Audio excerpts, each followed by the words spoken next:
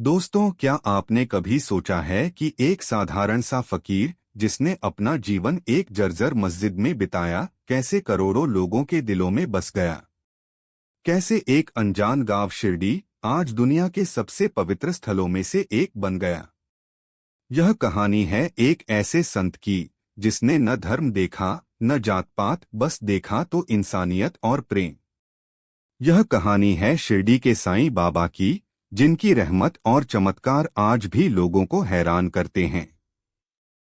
बात उन दिनों की है जब शिरडी एक छोटा सा धूल भरा गांव था।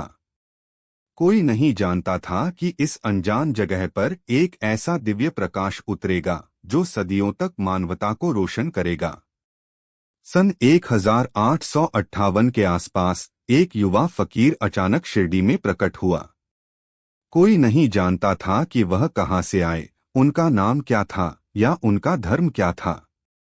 लोग उन्हें साईं कहकर बुलाने लगे, जिसका अर्थ होता है संत या स्वामी। साईं बाबा ने गांव के बाहर एक पुरानी टूटी हुई मस्जिद को अपना घर बना लिया, जिसे वे द्वारका माई कहने लगे। वे वहीं रहते थे, वहीं सोते थे और वहीं से अपनी दिव्य लीलाएं रचते थे। उनकी वेशभूषा बिल्कुल साधारण थी, एक फटा हुआ कफनी और सिर पर कपड़ा।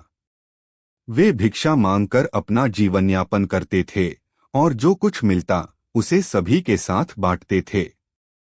शुरुआत में गांव के लोग उन्हें एक सामान्य फकीर ही मानते थे, लेकिन धीरे धीरे उनके चमत्कारों की कहानियां फैलने लगीं। एक बार साईं बाबा को दीप जलाने के लिए तेल नहीं मिला। दुकानदार ने उन्हें तेल देने से मना कर दिया। बाबा बिना कुछ कहे द्वारका माई लौट आए और पानी से दिए जला दिए। गांव वाले जब यह देखने आए तो उनकी आंखें फटी रह गईं। एक बार गांव में भयंकर आग लग गई थी। आग तेजी से फैल रही थी और लोग घबरा गए थे।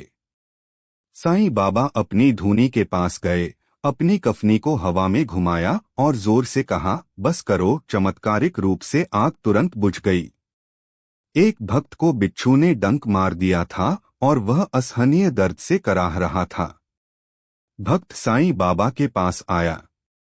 बाबा ने केवल अपनी उंगली उस जगह पर रखी जहां बिच्छू ने डंका था और तुरंत दर्द गायब हो गया। साईं बाबा सिर्फ चमत्कार ही नहीं करते थे, बल्कि लोगों को ज्ञान और जीवन जीने का सही तरीका भी सिखाते थे।